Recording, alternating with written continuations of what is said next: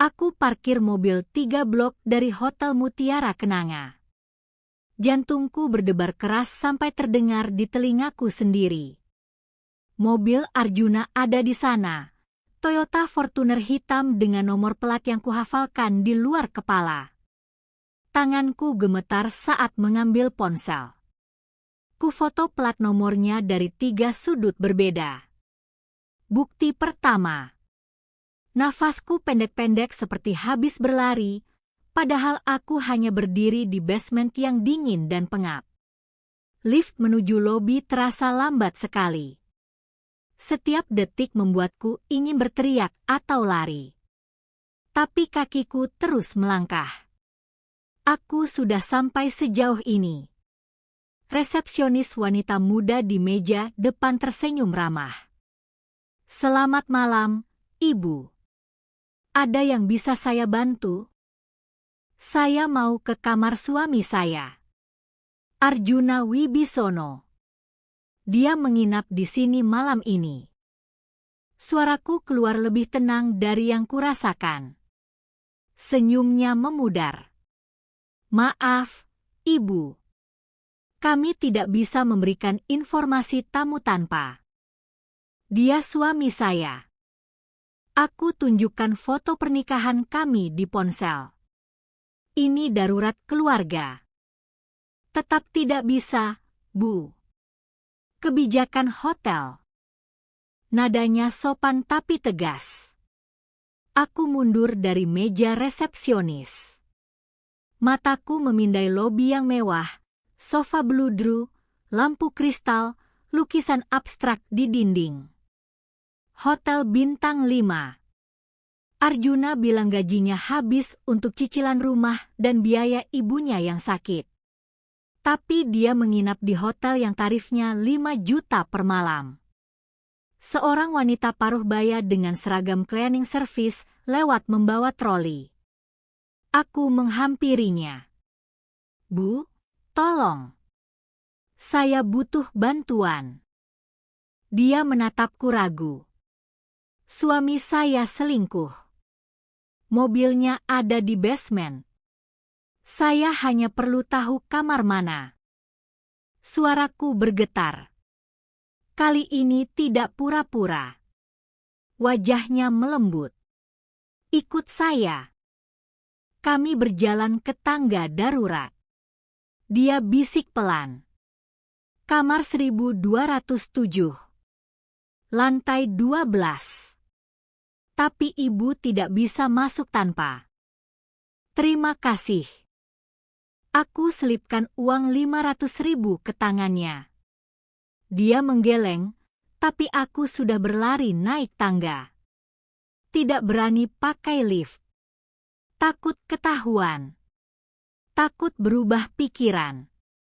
Lantai 6, kakiku mulai pegal. Lantai 9, nafasku tersengal. Lantai 12, aku berhenti di depan pintu besi tangga darurat. Koridor sunyi. Karpet merah tebal meredam setiap langkahku. Lampu remang-remang. Kamar 1207 ada di ujung koridor, paling pojok. Aku berdiri di depan pintu itu. Kayu jati coklat tua dengan nomor emas. Di balik pintu ini, Arjuna ada. Dengan siapa? Tanganku terangkat, mau mengetuk. Tapi berhenti di udara. Kalau aku salah? Kalau dia benar-benar kerja lembur dan ini semua hanya kesalahpahaman? Tapi GPS tidak bohong. Sekretarisnya tidak bohong. Mobil di basement tidak bohong. Aku ketuk pintu 3 kali.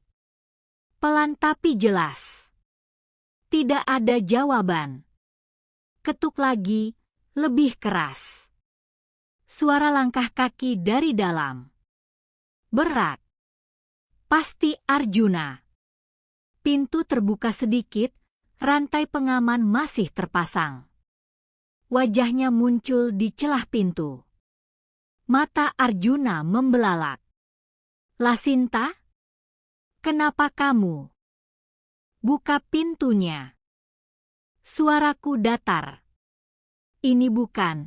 Tunggu, aku bisa jelaskan. Buka. Sekarang. Dia menutup pintu. Kudengar suara tergesa-gesa di dalam. Sesuatu jatuh. Suara wanita berbisik panik. Pintu terbuka lagi. Arjuna keluar, menutup pintu di belakangnya. Rambutnya acak-acakan.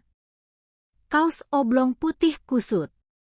Celana jeans yang biasa dia pakai saat weekend. Las, dengar dulu. Siapa yang ada di dalam? Tidak ada siapa-siapa. Aku. Aku dorong dia. Dia terhuyung. Aku masuk ke kamar sebelum dia sempat menghalangiku. Ruangan gelap, hanya lampu meja yang menyala redup. Tempat tidur king size berantakan. Selimut melilit. Bantal jatuh ke lantai. Bau parfum wangi menyengat, bukan parfumku. Kamar mandi. Pintu tertutup. Ada cahaya dari celah bawah pintu. Aku berjalan ke sana. Arjuna menarik lenganku. Las, jangan. Kumohon. Aku hentakkan tangannya. Buka pintu kamar mandi. Seorang wanita berdiri di sana. Mengenakan kemeja putih Arjuna yang terlalu besar untuknya. Rambut panjang basah. Wajah tanpa make up. Wajah yang kukenal. Kinanti. Sahabatku sejak SMA. Wanita yang menangis di pundakku 3 minggu lalu karena mantan suaminya tidak kirim uang. Wanita yang kutampung di rumahku setiap bulan karena dia bilang apartemennya sedang direnovasi. Dia menatapku. Mulutnya terbuka tapi tidak ada suara keluar. Arjuna berdiri di belakangku. Nafasnya berat di tengkuku. Tidak ada yang bicara. Hanya suara AC yang mendengung pelan. Kinanti yang pertama angkat suara. Las, ini bukan. Berapa lama? Suaraku keluar seperti milik orang lain. Tenang. Dingin. Hampa. Arjuna menarik nafas panjang. 6 bulan. 6 bulan. Setengah tahun. Saat aku merawat ibunya yang sakit. Saat aku kerja lembur demi bayar cicilan rumah. Saat aku menangis karena hasil tes IVF kami gagal lagi. 6 bulan mereka berbohong di wajahku. Aku ambil ponsel. Foto mereka berdua. Kinanti masih pakai kemeja Arjuna. Arjuna berdiri dengan wajah pucat. Apa yang kamu lakukan? Arjuna maju, mau merebut ponselku. Jangan sentuh aku. Aku mundur ke pintu. Kinanti keluar dari kamar mandi. Air matanya mulai turun. Maafin aku, Las. Aku tidak. Diam. Dia terdiam. Aku kirim semua foto ke emailku. Ke cloud storage. Ke nomor adikku. Backup di mana-mana. Kita bicarakan ini di rumah, Las. Kumohon. Arjuna melangkah mendekat. Aku sudah di ambang pintu. Tidak ada yang perlu dibicarakan. Aku keluar. Pintu kamar tertutup di belakangku. Suara Arjuna memanggilku terdengar dari dalam, tapi aku terus berjalan. Lift kali ini terasa cepat. Lobi terasa terang menyilaukan. Basement terasa pengap mencekik. Aku duduk di kursi pengemudi. Mesin mobil menyala. Tanganku mencengkeram setir sampai buku-buku jariku memutih. Tapi aku tidak menangis. Tidak teriak. Tidak hancur. Yang kurasakan hanya satu, kemarahan yang mengalir dingin seperti es di pembuluh darahku. Mereka pikir ini berakhir malam ini. Mereka salah. Ini baru saja dimulai. Aku tidak pulang ke rumah. Mobilku berhenti di depan minimarket 24 jam. Lampu neon putih menyilaukan mata yang mulai perih. Ponsel bergetar. Arjuna menelepon. Aku matikan. Bergetar lagi. Pesan masuk. Puluhan pesan. Aku hapus notifikasinya tanpa dibaca. Yang kubutuhkan bukan penjelasan. Yang kubutuhkan adalah rencana. Aku beli sebatang rokok, padahal sudah berhenti sejak menikah. Arjuna tidak suka. Sekarang apa peduliku dengan apa yang dia suka? Asa pertama membakar tenggorokan. Tapi aku terus menghisap sampai habis. Lalu yang kedua. Ketiga. Jam menunjukkan pukul 11 malam. Terlalu malam untuk pulang dan pura-pura tidur di sebelah tempat tidur kosong. Terlalu pagi untuk mengambil keputusan yang akan mengubah segalanya. Aku menginap di hotel kecil dekat stasiun. Kamar sempit dengan kasur keras dan karpet berbau lembab. Jauh dari Hotel Mutiara Kenanga dengan tempat tidur king size-nya. Berbaring di kasur, langit-langit kamar berlubang kecil-kecil. Aku menatapnya sampai mata memaksa terpejam. Pagi datang dengan suara adzan subuh dari masjid sebelah. Aku tidak tidur semalaman. Yang kulakukan hanya menatap layar ponsel. Foto-foto mereka. Kinanti pakai kemeja Arjuna. Arjuna dengan wajah pucat ketakutan. Ponselku bergetar lagi. Kali ini bukan Arjuna. Kinanti. Las, angkat teleponku. Aku mohon. Kita perlu bicara. Aku blokir nomornya. 5 menit kemudian, nomor tak dikenal menelepon. Kuangkat. Lasinta, ini aku. Suara Kinanti serak seperti habis menangis semalaman. Jangan hubungi aku lagi. Tunggu. Dengarkan dulu. Ini semua salah paham. Salah paham. Aku tertawa. Suara tawaku asing di telingaku sendiri. Kamu telanjang pakai kemeja suamiku itu salah paham? Dia terisak. Aku terpaksa, Las. Kamu tidak mengerti situasiku. Aku mengerti kamu pelakor murahan. Aku tutup telepon. Tanganku gemetar. Bukan karena takut atau sedih. Karena marah yang tidak bisa kukeluarkan dengan menangis atau teriak. Aku butuh tahu seberapa dalam mereka mengkhianatiku. Aku cari nama investigator swasta di internet. Ada 10 hasil pencarian. Kupilih yang paling banyak testimoni bagus. Kantor kecil di ruko daerah Kemang.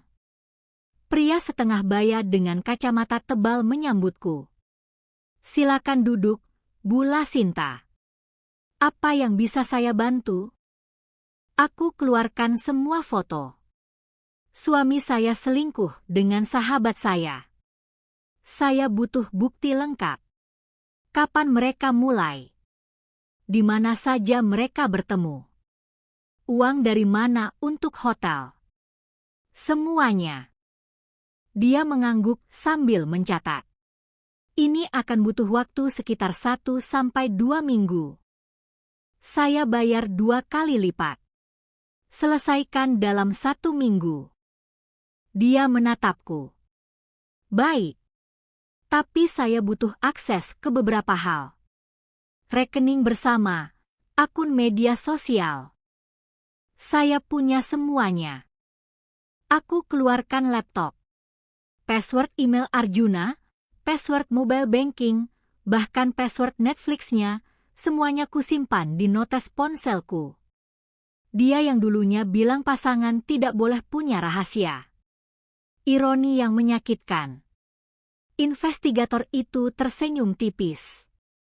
Bu Lasinta, sepertinya ibu sudah setengah jalan menyelesaikan investigasi sendiri. Saya hanya butuh bukti yang legal untuk pengadilan. Selesai dari kantor investigator, aku pergi ke notaris. Wanita muda profesional dengan blazer biru dongker. Saya mau konsultasi soal pembagian harta gono gini.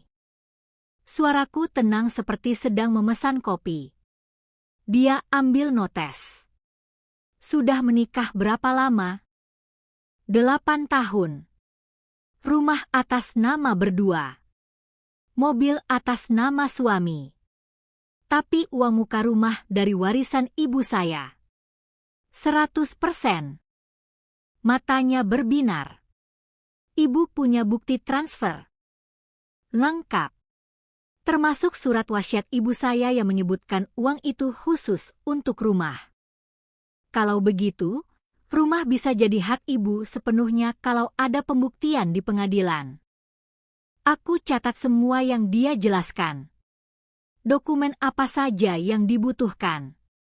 Berapa lama prosesnya? Berapa biaya pengacara yang bagus? Keluar dari kantor notaris, ponselku berdering lagi. Kali ini dari rumah. Nomor telepon rumah yang jarang kami pakai. Kuangkat. Lasinta, kamu di mana? Aku pulang tadi malam kamu tidak ada. Pagi ini juga tidak ada. Aku khawatir. Suara Arjuna panik. Khawatir. Aku hampir tertawa lagi. Kamu khawatir. Kita bicara baik-baik, ya. Jangan kayak gini. Aku akan pulang nanti sore. Kita bicara. Aku tutup telepon sebelum dia sempat menjawab. Tapi aku tidak pulang sore itu. Aku pergi ke rumah ibu mertuaku. Wanita tua yang selama ini kurawat seperti ibu sendiri sejak ibu kandungku meninggal. Dia buka pintu dengan senyum hangat. Lasinta, sayang. Kenapa tidak bilang mau datang? Ayo masuk. Kami duduk di ruang tamu kecil yang rapi. Dia buatkan teh manis hangat. Bu, saya mau tanya sesuatu. Aku taruh cangkir di meja. Arjuna bilang uang gajinya habis untuk biaya pengobatan ibu. Itu benar. Wajahnya berubah bingung. Pengobatan apa, nak? Ibu cuma kontrol rutin ke puskesmas. Gratis pakai BPJS. Jantungku berhenti sedetik. Gratis? Iya. Sudah 2 tahun pakai BPJS. Arjuna yang urus. Kenapa? Memang ada masalah?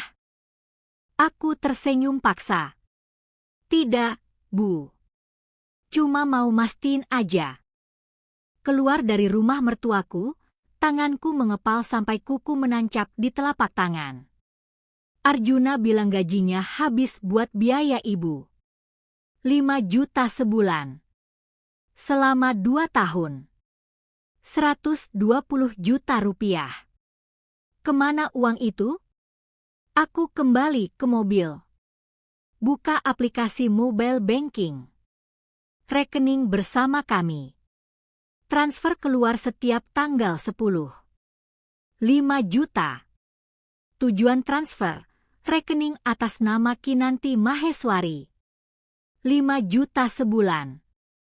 2 tahun. 120 juta. Uang yang katanya buat ibu. Ternyata buat selingkuhannya. Ponsel hampir melayangku lempar ke kaca. Tapi ku tahan. Aku butuh semua bukti ini tetap utuh. Aku screenshot semua transfer. Kirim ke email investigator. Kirim ke emailku sendiri. Backup di 3 tempat berbeda. Sore itu, aku akhirnya pulang ke rumah. Arjuna duduk di ruang tamu. Wajahnya pucat, mata merah, rambut acak-acakan. Seperti orang yang tidak tidur berhari-hari. Dia langsung berdiri saat melihatku masuk. Las, syukurlah kamu pulang. Duduk. Dia duduk. Aku berdiri di depannya. Tas masih di pundak. Kunci mobil masih di tangan. 120 juta. Suaraku datar. Itulah yang kamu transfer ke Kinanti 2 tahun terakhir. Uang yang katanya buat ibumu. Wajahnya tambah pucat. Bibir terbuka tapi tidak ada kata keluar. Ibumu pakai BPJS. Gratis. Aku baru saja dari rumahnya. Las, aku bisa jelaskan. Tidak usah. Aku lempar amplop coklat ke pangkuannya. Itu surat kuasa. Tanda tangan. Besok kita ke pengacara. Dia buka amplop dengan tangan gemetar. Membaca isinya. Matanya melebar. Cerai. Las, ini terlalu. Tanda tangan. Sekarang. Kita bisa perbaiki ini.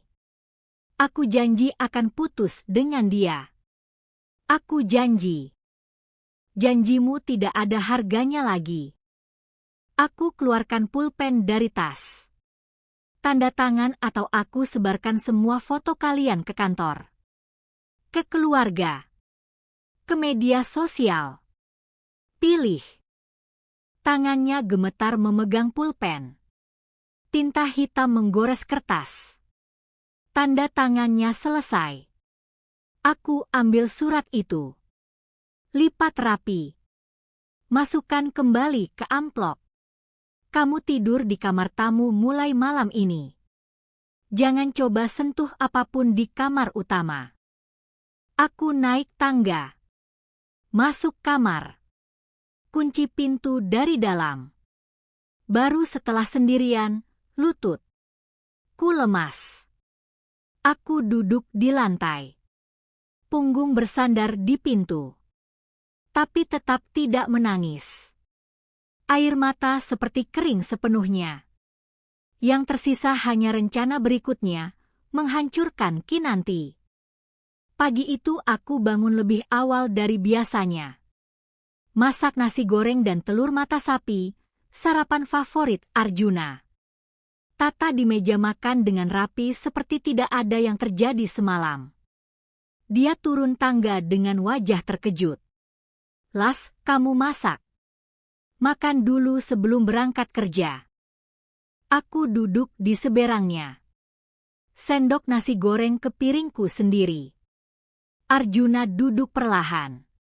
Garpu di tangannya bergetar sedikit. Soal kemarin. Aku tidak mau bahas itu sekarang. Aku kunyah nasi sambil membuka ponsel. Nanti malam kita bicara. Sekarang kamu terlambat. Dia menatapku seperti sedang melihat orang asing. Mungkin memang benar. Aku bukan lagi Lasinta yang dia kenal. 10 menit kemudian dia berangkat. Ciuman di kening yang biasa dia lakukan sebelum pergi tidak datang. Dia hanya ambil tas dan pergi. Bagus. Aku tidak sanggup pura-pura sampai sejauh itu. Begitu mobil Arjuna keluar dari garasi, aku pasang aplikasi perekam di ponselku. Lalu telepon Kinanti. Dia angkat di dering ketiga. Las? Suaranya parau. Kin, kamu di mana sekarang? Hening sejenak. Di apartemen. Kenapa? Aku mau bicara sama kamu. Berdua aja. Bisa. Bicara apa? Soal kamu dan Arjuna. Aku buat suaraku setenang mungkin. Aku mau dengerin versi kamu. Fair kan? Dia menangis. Las, maafin aku. Beneran. Aku tidak bermaksud. Makanya kita ketemu. Aku tidak mau lewat telepon. Nanti sore jam 5 di kafe biasa kita. Kamu datang kan? Datang. Aku janji. Tutup telepon. Rekaman tersimpan otomatis. Siang itu aku tidak ke kantor. Izin sakit. Bos langsung approve, aku jarang izin. Yang kulakukan adalah duduk di rumah menunggu investigator mengirim laporan awal. Ponsel terus kubuka setiap 5 menit. Jam 2 siang, email masuk. Laporan investigasi hari pertama. Aku buka file PDF-nya. Foto Arjuna dan Kinanti di restoran Jepang 3 hari lalu. Mereka pegang tangan di atas meja. Arjuna tersenyum lebar, senyum yang sudah lama tidak kulihat saat dia bersamaku. Foto mereka keluar dari apartemen yang sama jam 6 pagi. Apartemen yang Kinanti bilang sedang direnovasi. Ternyata dia tinggal di sana. Bersama Arjuna yang lembur. Ada nota pembayaran. Sewa apartemen 4 juta per bulan. Atas nama Arjuna Wibisono. 4 juta dikali 12 bulan. 48 juta setahun. Ditambah 5 juta transfer bulanan. 120 juta 2 tahun. Arjuna menghabiskan hampir 200 juta untuk wanita itu. Sedangkan aku masih pakai tas yang sama sejak 5 tahun lalu. Beli baju diskon akhir tahun. Makan siang bawa bekal dari rumah biar hemat. Semua demi mimpi punya anak. Demi biaya IVF yang mahal. Tapi ternyata uang kami habis untuk apartemen selingkuhannya. Ponselku bunyi. Pesan dari Kinanti. Las, aku udah di kafe. Kamu kapan sampai? Aku lihat jam. Baru jam 3. Dia datang lebih awal. Bentar lagi. Tunggu ya. Aku ganti baju. Dress putih simpel. Rambut diikat rapi. Makeup tipis. Terlihat seperti Lasinta yang biasa, yang polos dan percaya pada semua orang. Kafe langganan kami ada di daerah Cipete. Tempatnya cozy dengan kursi sofa empuk dan tanaman hias di setiap sudut. Kinanti sudah duduk di meja pojok. Wajahnya sembab. Mata merah. Seperti habis menangis berjam-jam. Aku duduk di seberangnya. Pelayan datang. Aku pesan cappuccino. Kinanti pesan air putih saja. Udah makan? Tanyaku. Dia geleng. Nggak nafsu makan. Kamu kelihatan kurus. Las. Air matanya mulai turun lagi. Maafin aku. Beneran. Aku. Cerita dari awal. Aku potong. Kapan kalian mulai? Dia lap matanya pakai tisu. Tahun lalu. Waktu aku datang ke rumahmu buat nginap. Arjuna lagi sendirian karena kamu lembur. Kami ngobrol. Terus, ya gitu. Jadi kamu menggoda suamiku di rumahku sendiri. Bukan gitu. Dia terdiam. Sadar apa yang hampir dikatakannya. Dia yang apa? Dia yang duluan dekatin aku. Bilang dia kesepian. Bilang kamu sibuk kerja terus. Bilang dia butuh perhatian. Aku tersenyum tipis. Klasik. Salahkan istri yang kerja keras demi keluarga. Terus kamu percaya aja gitu? Aku lagi butuh temen ngobrol juga waktu itu. Abis cerai, dia berhenti lagi. Kamu nggak pernah cerai kan? Wajahnya membeku. Apa maksud? Aku udah cek. Kamu nggak pernah nikah. Jadi gimana ceritanya kamu cerai? Aku keluarkan printout data kependudukan. Hasil investigator pagi ini. Kinanti Maheswari. Belum pernah menikah. Tangannya gemetar. Las, itu. Dan anak yang kamu bilang anak kamu? Yang fotonya sering kamu tunjukin? Itu anak siapa? Dia menutup wajah dengan kedua tangan. Jawab aku, Kinanti. Anak sepupuku. Suaranya hampir berbisik. Pelayan datang dengan pesanan kami. Meletakkannya di meja lalu pergi. Tidak ada yang menyentuh minuman itu. Jadi selama ini kamu bohong? Soal mantan suami? Soal anak? Soal butuh uang buat tunjangan anak? Dia tidak menjawab. Hanya menangis dengan bahu bergetar. Uang yang aku pinjemin ke kamu. Total 150 juta. Buat apa? Buat hidup sehari-hari, buat apartemen. Apartemen yang disewa Arjuna pakai uang kami. Dia angkat wajah. Mata merah membengkak. Aku nggak minta dia sewa apartemen itu. Dia yang nawarin duluan? Karena dia baik hati. Aku condong ke depan. Atau karena dia butuh tempat buat selingkuh sama kamu? Kinanti tidak menjawab. Aku rekam semua ini. Suaranya jelas terekam. Pengakuannya jelas terekam. Kamu hamil. Pertanyaan itu membuat dia terlonjak. Apa? Nggak. Yakin? Aku nggak hamil, Las. Serius. Aku percaya dia. Untuk sekali ini. Arjuna bilang dia mau nikahi kamu? Kinanti menggeleng. Dia bilang dia nggak mau cerai sama kamu. Dia cuma butuh aku buat nemenin. Dengar itu, ada sesuatu yang retak di dadaku.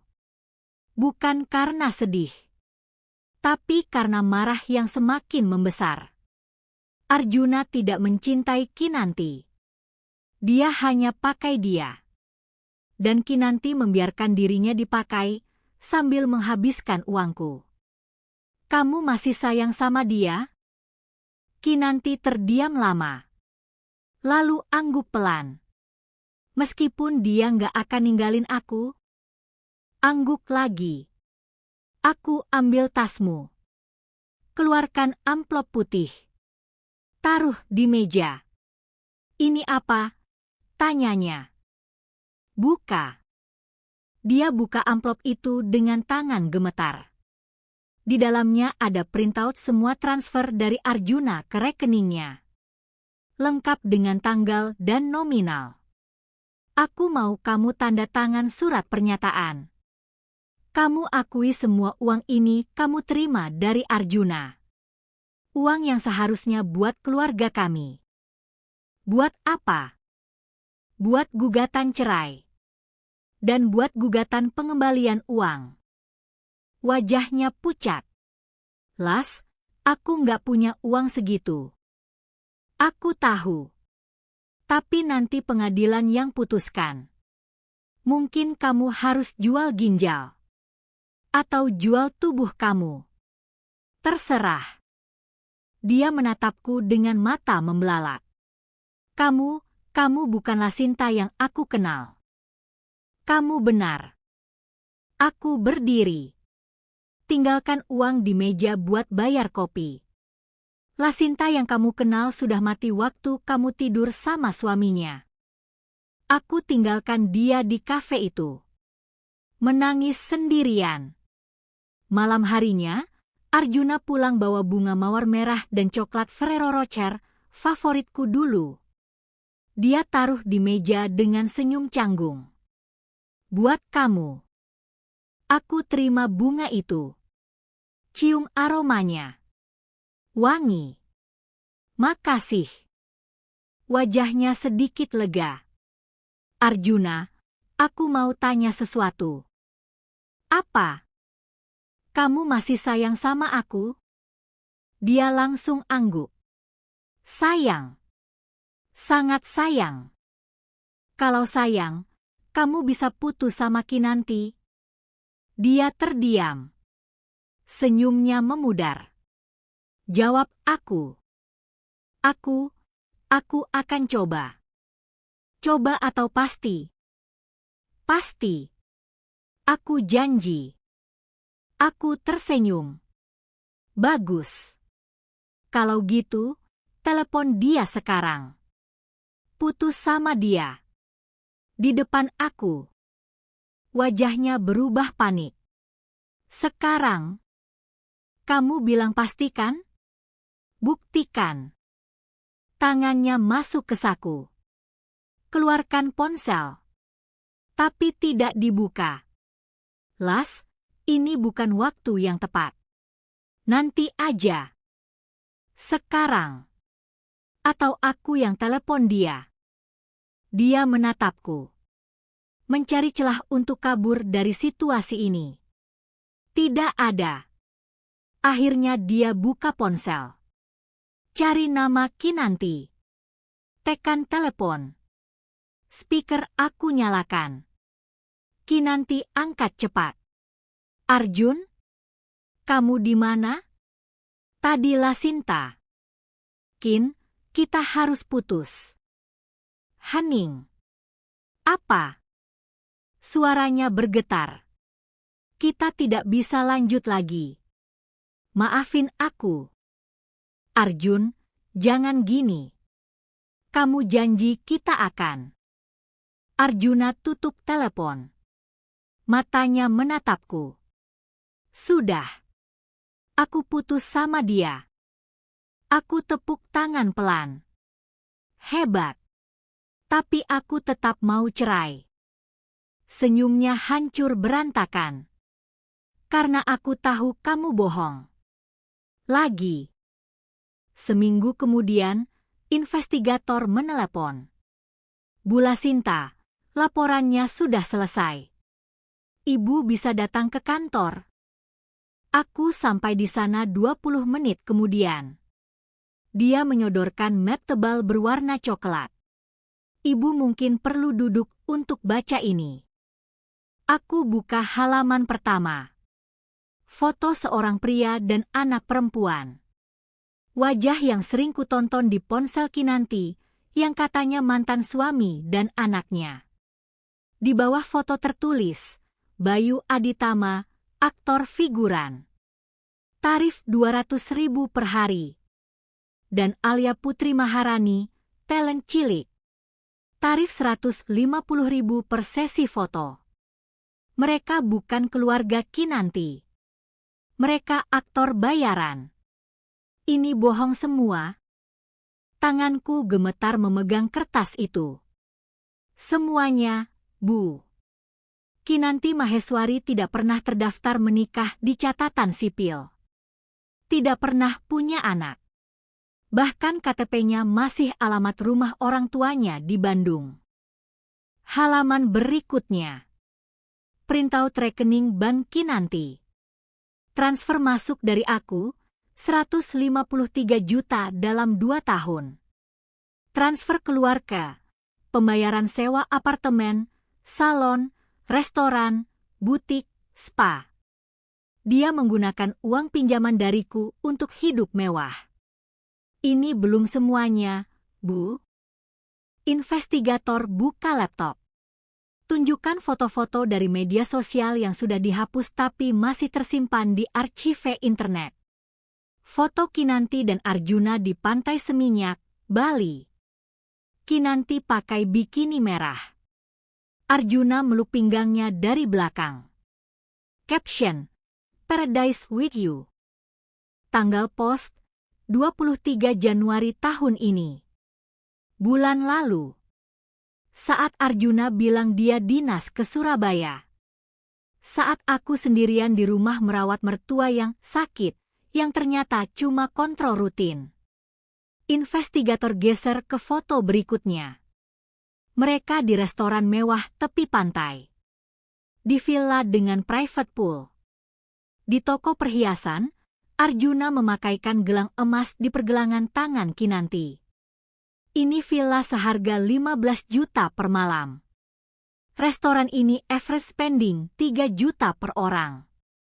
Dan gelang ini, dia zoom foto, sekitar 25 juta kalau dari tokonya. 15 juta villa. 3 juta makan. 25 juta gelang. Belum tiket pesawat. Belum shopping. Total, minimal 70 juta untuk liburan 5 hari. Dari mana uangnya? Aku berbisik.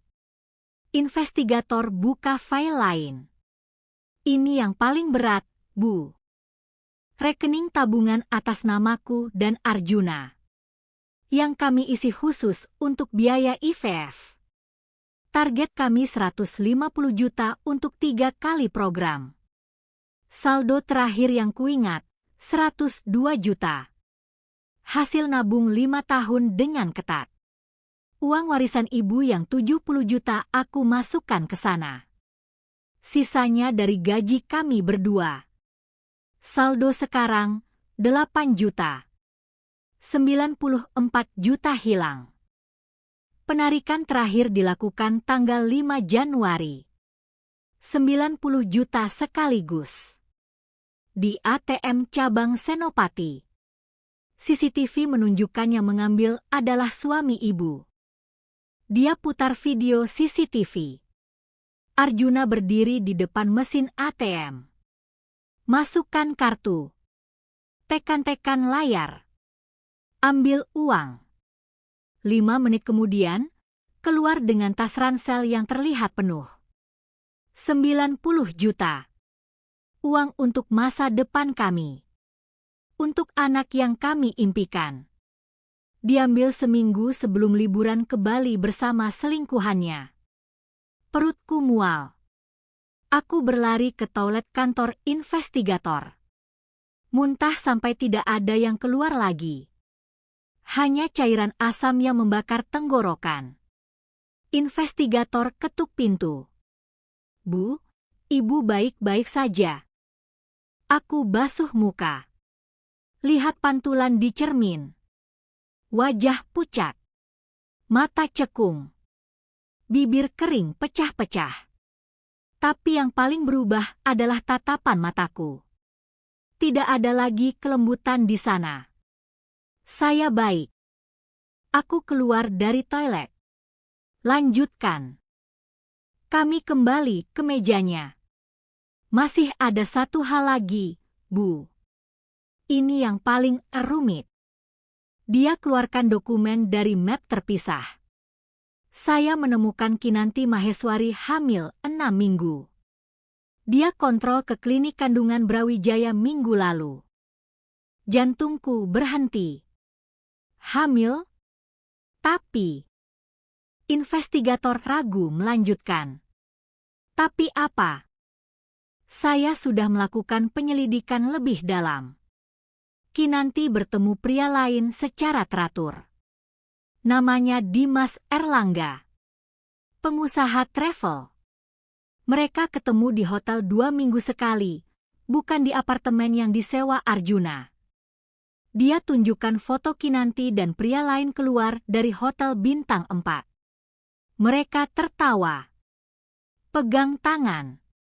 Dia selingkuh dari selingkuhan? Sepertinya begitu, Bu. Dan berdasarkan timeline kehamilan, kemungkinan besar ayahnya bukan suami ibu. Aku terdiam. Mencerna semua informasi ini. Kinanti bohong tentang pernikahan. Bohong tentang anak. Pakai uang pinjamanku untuk hidup mewah. Selingkuh dengan suamiku. Pakai uang warisan ibuku untuk liburan. Dan sekarang hamil dari pria lain. Tapi Arjuna tidak tahu semua ini. Dia pikir dia satu-satunya. Ibu butuh dokumen asli semua bukti ini, tanya investigator. Ya. Semuanya.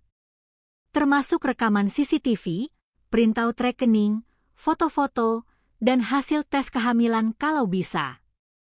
Hasil tes kehamilan agak sulit, tapi saya punya koneksi di klinik itu. Mungkin butuh waktu 2 hari. Lakukan apapun. Saya bayar berapapun.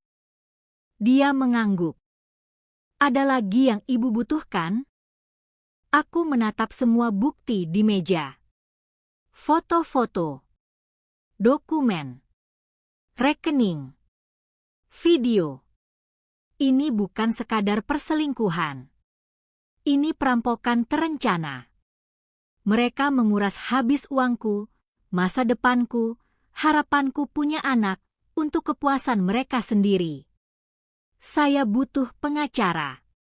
Yang terbaik. Yang bisa membuat mereka kehilangan segalanya. Investigator tersenyum tipis. Saya kenal orang yang tepat. Dia telepon seseorang. Bicara singkat. Lalu tutup telepon. Besok jam 10 pagi. Kantor pengacara Dimas & Partners di Kuningan. Tanya langsung ke Bu Ratih Kusuma. Bilang saya yang rekomendasikan. Aku catat nama dan alamatnya. Terima kasih. Aku berdiri, ambil semua dokumen dalam map coklat itu. Bu Lasinta. Dia memanggilku sebelum aku keluar. Pastikan ibu siap dengan konsekuensinya. Kalau ibu lakukan ini, tidak ada jalan balik. Saya tahu. Aku buka pintu. Mereka yang harus siap. Malam itu aku tidak pulang ke rumah. Sewa kamar hotel dekat kantor pengacara yang akan kukunjungi besok. Di kamar hotel, aku buka semua dokumen lagi. Baca satu persatu dengan teliti. Catat setiap detail penting. Arjuna menelepon 10 kali. Kinanti mengirim 20 pesan. Aku abaikan semuanya.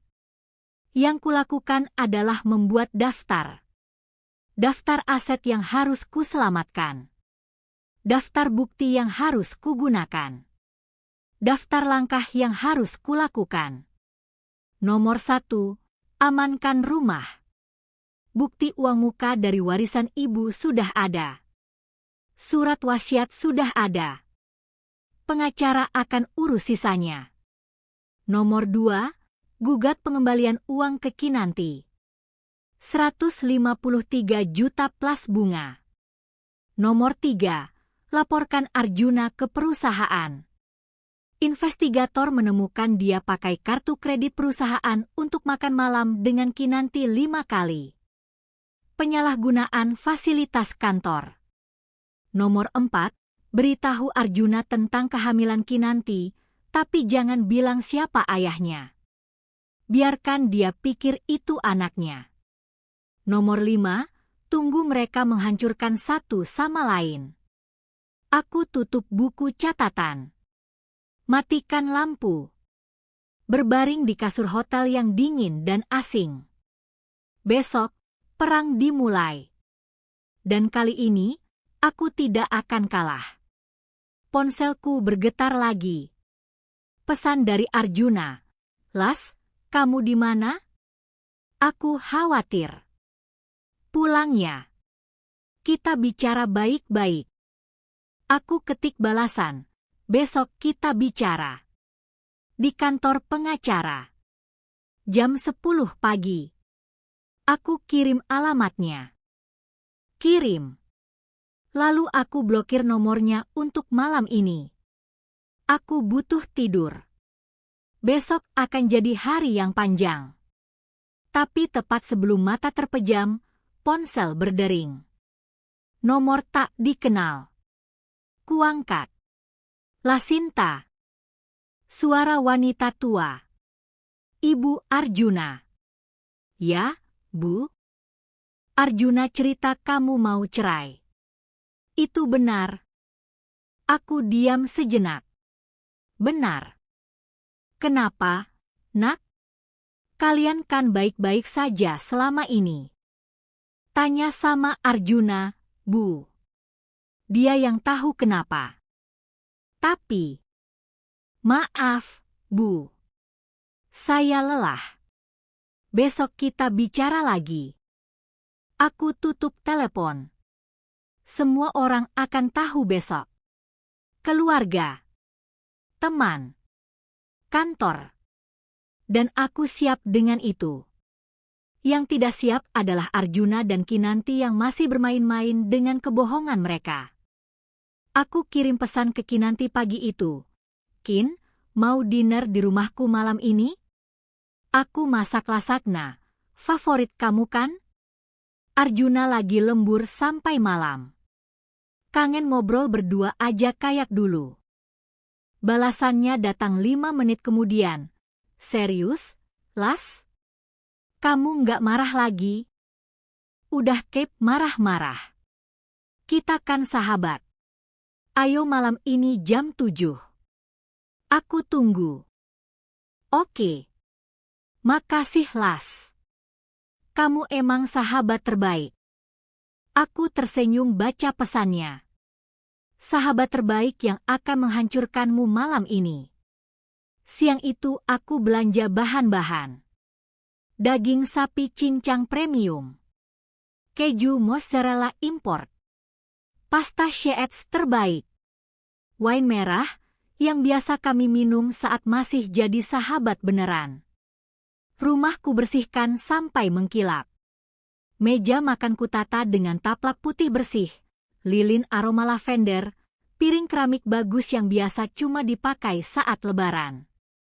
Semua harus sempurna untuk malam ini.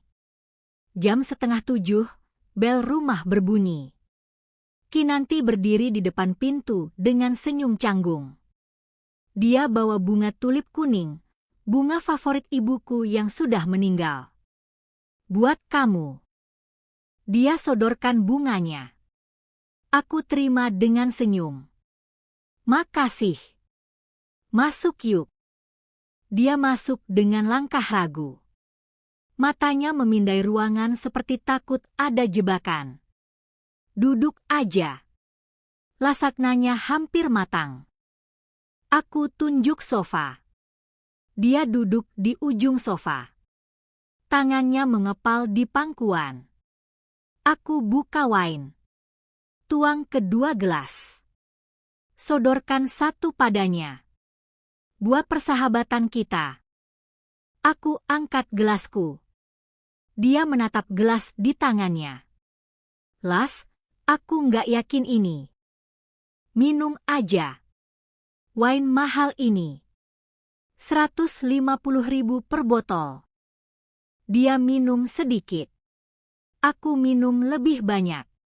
Aku butuh keberanian untuk malam ini. Timer oven berbunyi. Sebentar ya, aku ambil lasagnanya. Di dapur, tanganku gemetar saat mengeluarkan loyang dari oven. Bukan karena panas. Karena apa yang akan terjadi setelah makan malam ini. Aku potong lasagna. Taruh di piring.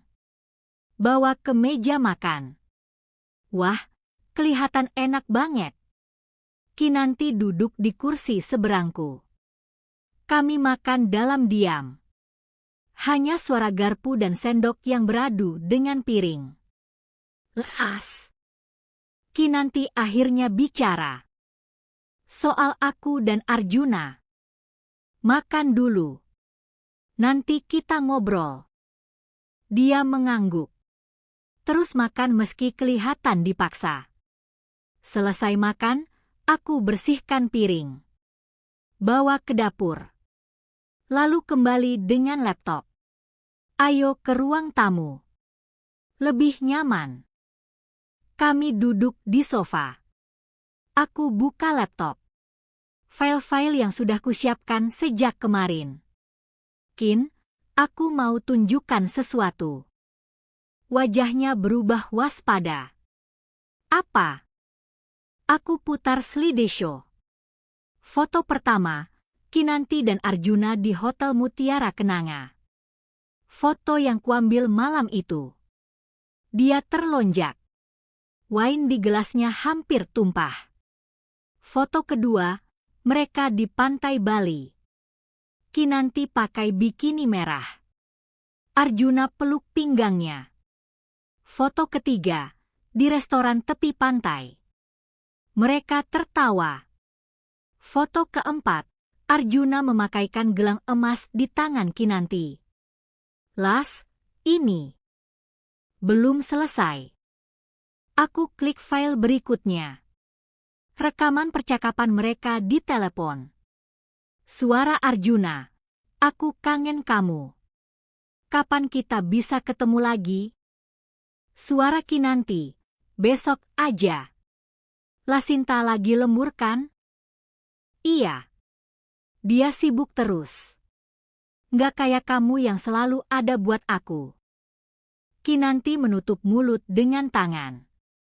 Wajahnya putih pucat. Masih ada lagi. Aku buka file printout transfer bank. 120 juta. Transfer dari Arjuna ke rekening kamu. Tiap tanggal 10. 5 juta. 2 tahun. Tangannya gemetar mengambil kertas itu. Dan ini. Aku tunjukkan printout rekening tabungan. 90 juta. Uang warisan ibu yang kusimpan buat biaya IVF.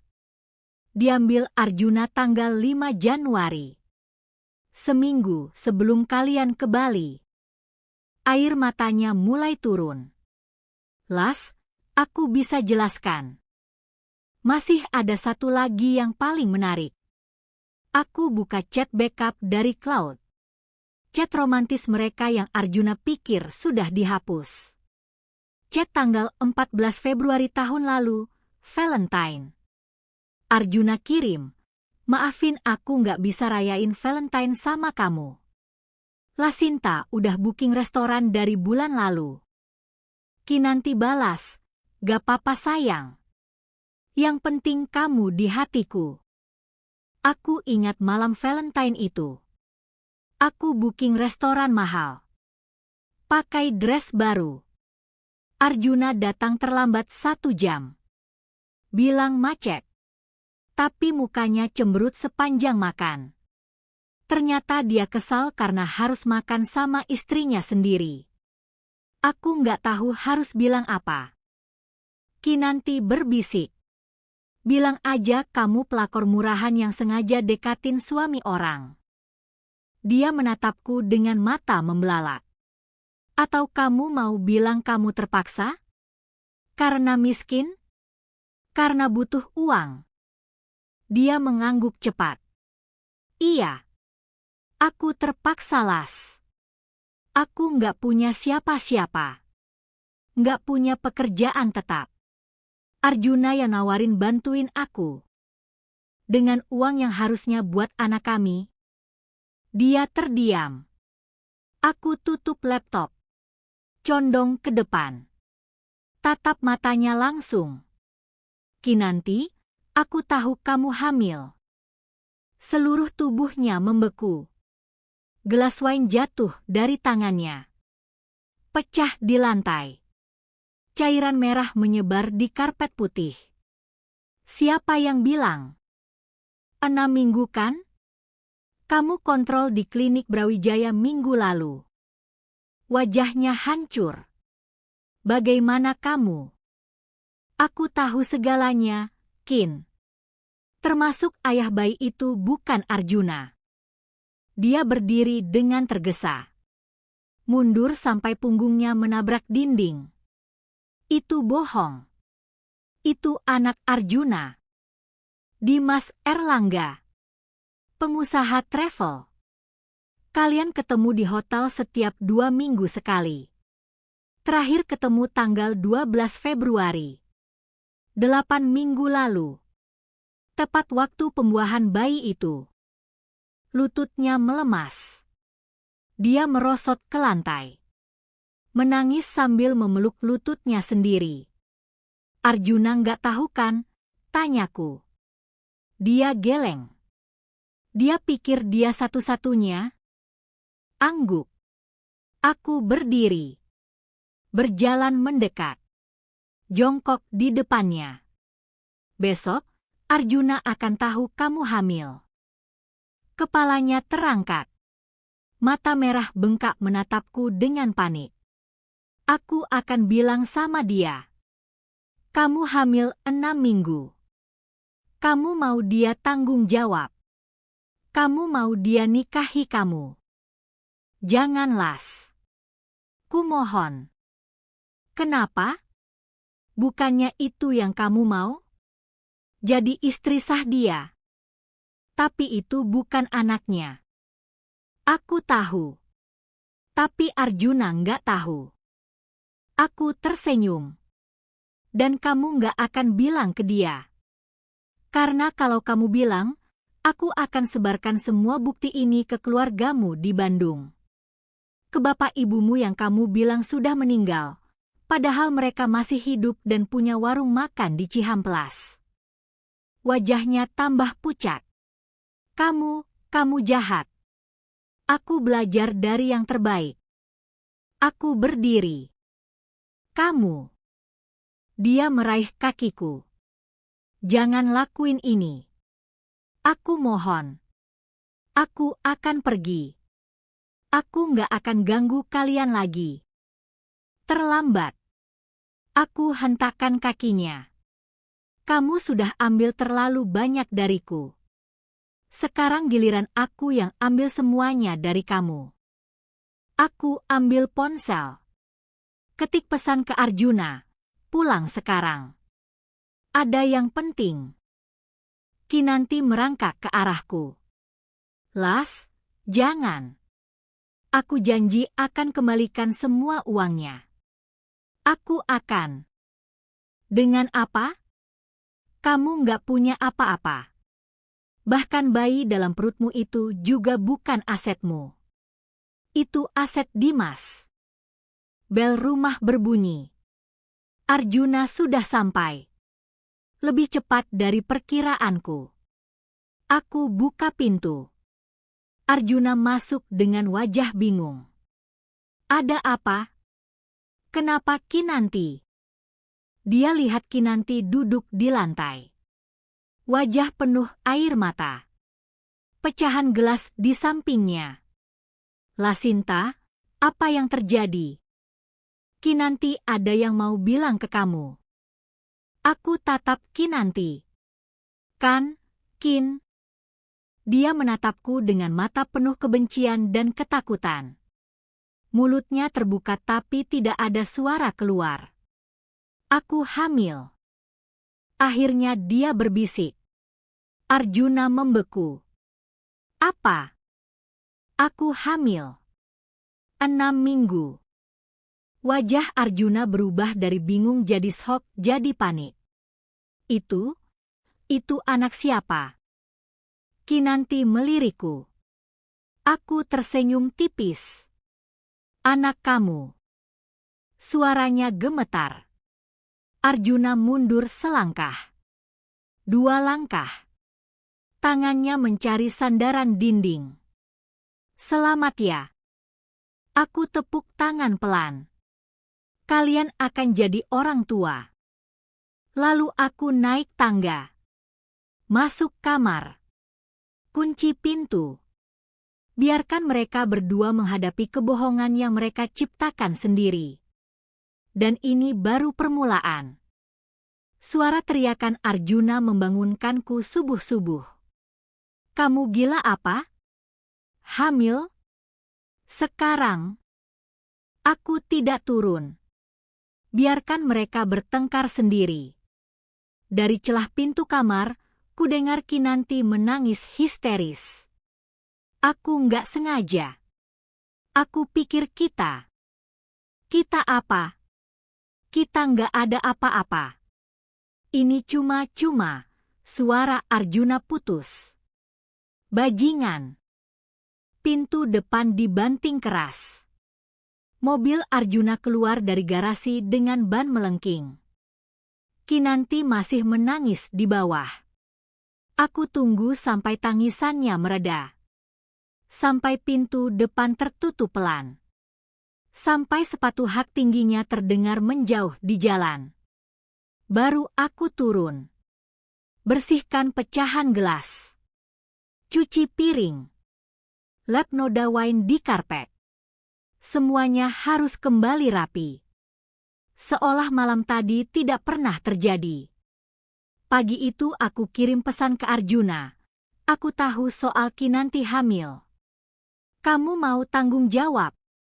Balasannya datang 10 menit kemudian. Aku nggak tahu dia hamil. Dia nggak pernah bilang. Ini semua salah paham. Aku ketik lagi. Tapi itu anakmu kan? Aku nggak yakin. Dia bilang iya tapi. Tapi apa? Kamu tidur sama dia atau enggak? Tidak ada balasan lagi. Aku tersenyum. Benih keraguan sudah kutanam. Siang itu aku ke apartemen Kinanti. Bukan yang disewa Arjuna, tapi apartemen aslinya yang kusewa dari investigator. Aku ketuk pintu. Kinanti buka dengan wajah sembab. Matanya merah bengkak. Las? Ngapain kamu? Aku mau ngobrol. Boleh masuk. Dia ragu. Tapi akhirnya mundur, biarkan aku masuk. Apartemen kecil. 1 kamar. Dapur sempit. Sofa lusuh. Jauh dari apartemen mewah yang disewa Arjuna. Arjuna marah ya semalam, tanyaku sambil duduk di sofa. Dia mengangguk. Duduk di ujung yang lain. Dia bilang apa? Dia bilang, dia nggak percaya itu anaknya. Memang bukan kan? Kinanti menatapku tajam. Kenapa kamu lakuin ini? Karena kamu ngambil yang bukan hakmu. Aku bersandar di sofa. Sekarang aku cuma mau ambil balik apa yang jadi hakku. Aku nggak punya apa-apa lagi buat kamu ambil. Salah. Kamu punya Dimas. Wajahnya berubah pucat. Jangan libatkan dia. Kenapa? Dia kan ayah bayimu. Aku keluarkan ponsel. Tunjukkan foto Kinanti dan Dimas keluar dari hotel. Atau dia juga nggak tahu kamu hamil. Tangannya mengepal. Belum. Mau aku yang bilang? Jangan. Dia berdiri. Kumohon Las. Aku akan lakuin apa aja. Tapi jangan libatkan dia. Kembalikan uangku. 153 juta. Plus 90 juta yang diambil Arjuna buat liburan kalian. Aku nggak punya uang segitu. Jual apartemen ini. Jual mobilmu. Jual semua barang branded yang kamu beli pakai uang pinjamanku. Itu nggak cukup. Kalau nggak cukup, minta sama Dimas. Atau aku yang minta, sambil bilang kamu hamil anaknya. Kinanti jatuh terduduk. Tangannya menutupi wajah. Aku kasih waktu seminggu. Transfer ke rekeningku. Atau aku sebarkan semua bukti ke keluargamu, ke Dimas, ke semua orang yang kamu kenal. Aku tinggalkan dia di apartemen itu. Menangis sendirian dengan keputusasaan yang dia ciptakan sendiri. 3 hari kemudian, aku datang ke kantor Arjuna. Gedung tinggi berlantai 25 di kawasan Sudirman. Resepsionis tersenyum ramah. Selamat siang, ada yang bisa dibantu? Saya mau ketemu HRD. Ada laporan penting. Ibu ada janji. Tidak. Tapi ini urgent. Soal fraud karyawan. Wajahnya berubah serius. Dia telepon ke atas. 5 menit kemudian, seorang wanita paruh baya turun. Ibu Lasinta? Saya Bu Retno, Kepala HRD. Mari ke ruangan saya. Di ruangannya yang rapi dan formal, aku keluarkan semua bukti.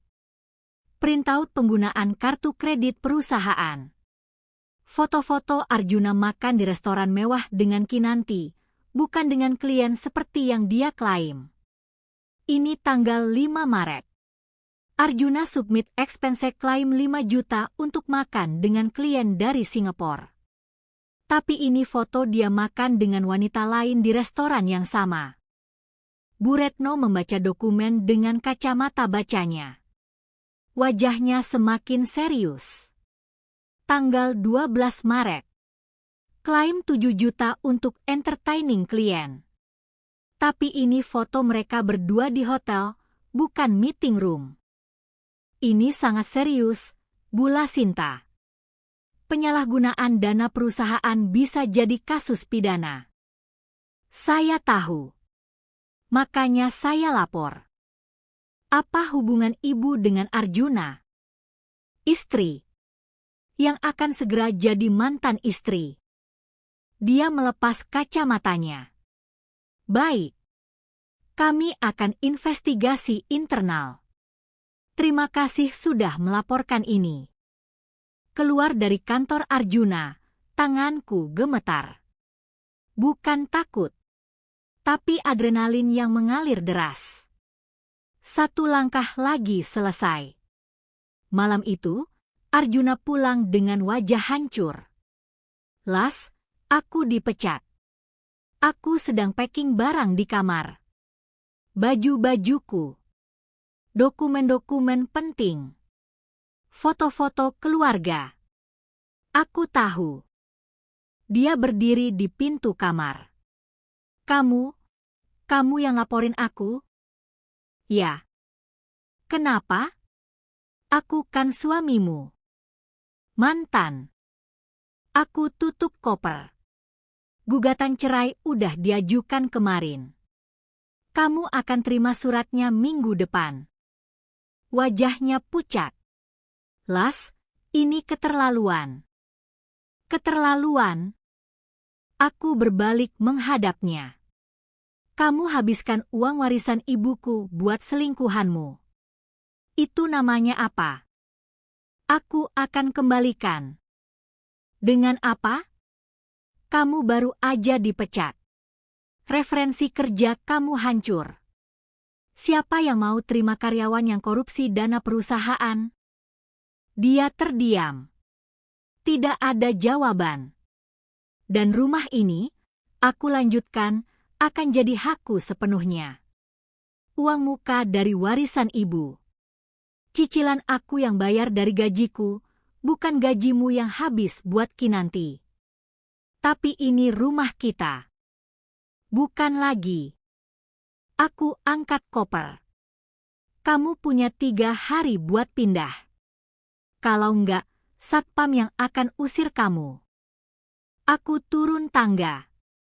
Arjuna mengikuti. Las, tunggu. Kita bisa bicarakan ini. Sudah selesai. Aku buka pintu. Masukkan koper ke bagasi mobil. Ponselku berdering. Nomor tak dikenal. Kuangkat. Halo. Lasinta. Suara pria asing. Saya Dimas Erlangga. Kita perlu bicara.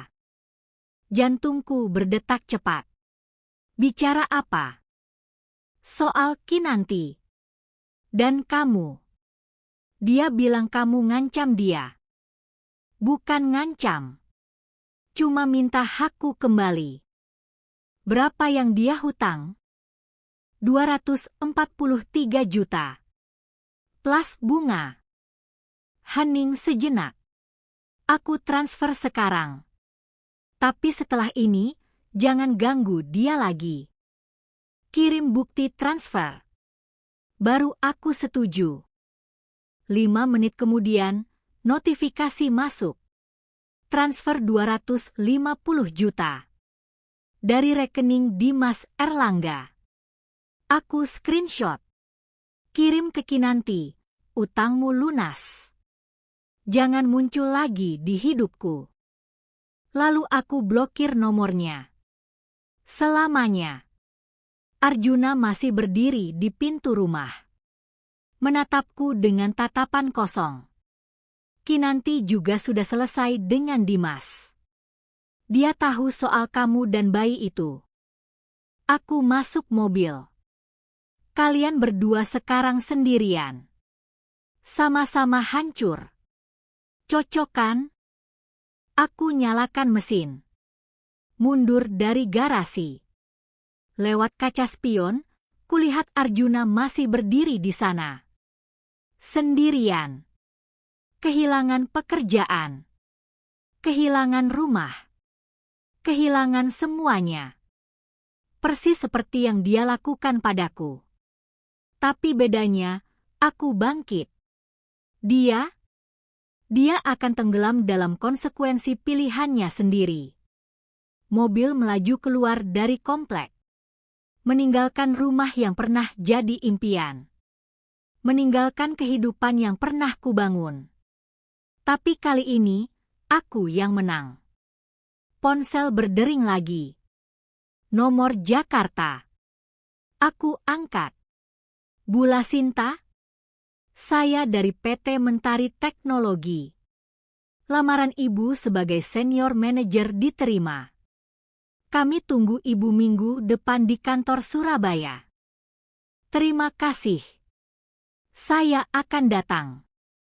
Surabaya. Kota baru. Kehidupan baru. Tanpa Arjuna. Tanpa Kinanti. Tanpa kenangan yang menghancurkan. Lampu merah. Aku berhenti. Lihat pantulan di kaca spion. Wanita di sana bukan lagi Lasinta yang lemah dan mudah dibohongi. Wanita di sana adalah seseorang yang selamat dari pengkhianatan terburuk dan menang. Lampu hijau menyala. Aku injak gas. Melaju meninggalkan Jakarta. Meninggalkan masa lalu. Membawa kemenangan yang kuperjuangkan sendiri. 6 bulan di Surabaya mengubah segalanya. Apartemen baru dengan pemandangan laut. Kantor modern dengan tim yang menghargai kerja kerasku. Gaji 2 kali lipat dari Jakarta. Tidak ada yang tahu soal Arjuna. Soal Kinanti. Soal kehancuran yang kutinggalkan. Di sini, aku cuma Lasinta Kusuma, senior manajer marketing yang naik jabatan dalam 3 bulan pertama. Pagi itu aku sedang meeting dengan klien dari Singapura. Ponselku bergetar. Nomor tak dikenal dengan kode area Jakarta. Aku abaikan. Meeting lebih penting. Selesai meeting, ada 3 missed call dari nomor yang sama. Dan 1 pesan masuk. Las, ini aku. Arjuna. Tolong angkat teleponku. Penting. Tanganku berhenti scrolling. 6 bulan tidak ada kabar. Sekarang dia tiba-tiba muncul? Aku hapus pesannya. Lanjut kerja. Tapi ponsel bergetar lagi. Kali ini pesan panjang. Lasinta. Kumohon baca ini. Kinanti ninggalin aku. Setelah lahiran, dia kabur bawa bayinya dan pria lain itu, Dimas. Ternyata benar itu bukan anakku. Aku udah kehilangan semua. Pekerjaan, rumah, semuanya. Aku tidur di kosan murah sekarang. Aku salah. Aku menyesal. Tolong Las, kasih aku kesempatan kedua. Aku janji akan jadi suami yang lebih baik. Aku cuma punya kamu. Aku baca pesan itu 3 kali. Tidak ada yang berubah dari bacaan pertama sampai ketiga. Dia kehilangan segalanya. Seperti yang kurencanakan. Tapi yang membuatku hampir tertawa, dia minta kesempatan kedua. Seolah aku objek cadangan yang bisa dia ambil kapan saja dia butuh. Aku ketik balasan. Aku tidak terima pria bekas selingkuh, apalagi yang bodoh. Kirim. Blokir nomor. Selesai. Tidak ada drama. Tidak ada debat panjang. Dia tidak layak dapat lebih dari 1 kalimat. Bula Sinta. Asisten kantorku ketuk pintu. Ada tamu dari pusat. CEO mau ketemu ibu sekarang. Aku rapikan blazer. Ikut dia ke ruang meeting lantai 20. CEO perusahaan, Pak Hendarto, duduk di ujung meja dengan senyum lebar. Lasinta, duduk. Aku duduk. Jantung berdetak sedikit cepat. Biasanya meeting dadakan dengan CEO bukan pertanda baik. Saya sudah lihat laporan kinerja divisi marketing sejak kamu pegang. Revenue naik 30%. Klien retention 95%. Ini angka terbaik dalam 5 tahun terakhir. Aku mengangguk. Terima kasih, Pak. Tim bekerja sangat. Makanya kami mau promosikan kamu. Regional Marketing Director untuk Southeast Asia. Kantor di Singapura. Gaji. Dia sebutkan angka yang membuat mataku melebar. 5 kali gaji Arjuna waktu masih kerja. 7 kali gajiku di Jakarta dulu. Kamu mau terima? Ya. Saya terima. Bagus. Kamu mulai bulan depan. HR akan urus relokasi dan visa. Keluar dari ruang meeting, kakiku seperti melayang. Regional Director. Singapura. Gaji yang tidak pernah kubayangkan. Sementara Arjuna tidur di kosan murah, aku akan pindah ke salah satu kota termahal di dunia dengan biaya perusahaan. Karma bekerja sempurna. Malam itu aku video call dengan adikku, Dinda. Kak, serius kamu ke Singapura? Serius. Bulan depan. Wah, aku bangga sama kakak. Udah jauh banget dari kejadian itu. Kejadian itu. Cara halusnya menyebut pengkhianatan Arjuna dan Kinanti. Ngomong-ngomong, Kinanti kabur kemana emang? Tanya Dinda. Entah. Nggak peduli juga. Soalnya tadi ada yang bilang dia lihat Kinanti kerja di salon daerah Tangerang. Bawa bayi. Katanya ditinggal Dimas juga setelah tahu bayinya. Aku tersenyum tipis. Jadi Dimas juga ninggalin dia. Pantas Arjuna bilang Kinanti kabur, bawa bayi dan pria lain. Padahal pria itu juga udah pergi. Kinanti sekarang jadi single mother. Bekerja di salon. Setelah dulu hidup mewah pakai uang hasil bohong. Kakak nggak kasihan? Tanya Dinda. Tidak. Dia pilih jalan itu sendiri. Iya juga sih. Anyai, aku mau main ke Singapura ya nanti. Boleh. Nanti kakak traktir keliling. Selesai video call, aku duduk di balkon apartemen. Angin laut sepo-sepau. Lampu kota berkelip di kejauhan. Ponselku bunyi. Notifikasi email. Offering letter resmi dari perusahaan. Kontrak 3 tahun. Benefit lengkap. Tunjangan perumahan, transportasi, kesehatan. Semua yang tidak pernah Arjuna berikan, bahkan waktu dia masih punya pekerjaan bagus. Aku ingat waktu dulu minta dibelikan tas baru karena yang lama sudah rusak.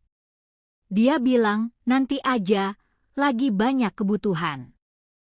Tapi sebulan kemudian dia belikan Kinanti gelang emas 25 juta. Aku ingat waktu minta liburan sederhana ke Yogyakarta.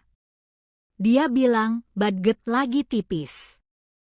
Tapi dia bawa Kinanti ke Bali dengan villa 15 juta per malam. Semua kebohongan itu sekarang jadi pelajaran berharga. Jangan pernah bergantung pada pria atau siapapun. 2 minggu kemudian, aku pulang ke Jakarta untuk urus administrasi. Sekalian ambil barang-barang yang masih tersimpan di rumah lama, yang sekarang sudah dijual dan uangnya masuk rekeningku. Di depan rumah itu, ada seseorang berdiri. Badan kurus. Rambut gondrong. Baju kusut. Arjuna. Dia langsung menghampiri mobilku. Las. Syukurlah kamu datang. Minggir. Aku turun dari mobil. Las, dengarkan aku dulu. Aku beneran menyesal. Berapa kali aku harus bilang? Aku nggak tertarik. Tapi kita pernah bahagia. 8 tahun kita bersama. 7 tahun aku dibohongi. 1 tahun terakhir aku diselingkuhin. Itu bukan kebahagiaan. Wajahnya hancur. Matanya merah. Seperti orang yang sudah lama tidak tidur nyenyak. Aku nggak punya siapa-siapa lagi, Las. Keluargaku udah nggak mau ngomong sama aku. Teman-teman menjauh. Aku cuma punya kamu. Salah. Kamu nggak punya aku. 6 bulan lalu kamu sudah kehilangan aku. Selamanya. Aku masuk ke rumah. Arjuna mengikuti sampai teras. Las, aku akan berubah. Aku akan cari kerja yang lebih baik. Aku akan. Dengan rekam jejak korupsi dana perusahaan? Siapa yang mau terima kamu? Dia terdiam. Tidak ada bantahan. Dan meskipun kamu dapat kerja, meskipun kamu kaya lagi, aku tetap nggak akan balik. Tahu kenapa? Dia menatapku dengan mata penuh harap. Karena aku sekarang lebih baik tanpa kamu. Gajiku 7 kali gaji kamu dulu. Posisiku lebih tinggi dari yang kamu pernah capai. Dan yang paling penting, aku bahagia. Beneran bahagia. Tanpa kamu. Wajahnya pucat. Mulutnya terbuka tapi tidak ada kata keluar. Aku ambil kardus terakhir dari dalam rumah. Foto-foto keluargaku. Dokumen-dokumen penting. Perhiasan ibu yang tersimpan. Ini terakhir kalinya kita ketemu. Jangan cari aku lagi. Jangan kirim pesan. Jangan muncul di hidupku. Aku masukkan kardus ke bagasi. Masuk mobil. Lewat kaca, kulihat Arjuna berdiri sendirian di depan rumah kosong. Rumah yang pernah jadi milik kami. Sekarang bukan milik siapa-siapa lagi karena sudah terjual. Sama seperti pernikahan kami. Dulu ada. Sekarang cuma kenangan buruk yang terlupakan. Aku nyalakan mesin. Mau pergi. Tapi Arjuna ketuk kaca. Las. 1 pertanyaan terakhir. Aku turunkan kaca sedikit. Kamu pernah maafin aku suatu hari nanti. Aku menatap matanya. Mata yang dulu ku percaya. Mata yang membohongiku bertahun-tahun. Tidak. Karena memaafkan kamu artinya aku mengecilkan pengkhianatanmu. Dan aku nggak akan pernah lakuin itu. Aku tutup kaca. Nyalakan wiper karena gerimis mulai turun. Mobil melaju meninggalkan dia. Untuk terakhir kalinya. Di lampu merah, ponselku bunyi. Email dari Har Singapura. Welcome Pak KG, sudah dikirim ke alamat baruku. Apartemen furnished dengan 2 kamar tidur di daerah Orchard. Apartemen yang lebih besar dari rumah yang pernah kubagi dengan Arjuna. Lampu hijau menyala. Aku tekan gas. Melaju ke arah bandara. Besok pagi aku akan terbang ke Singapura untuk site visit kantor baru. Kehidupan baru. Tanpa pengkhianatan.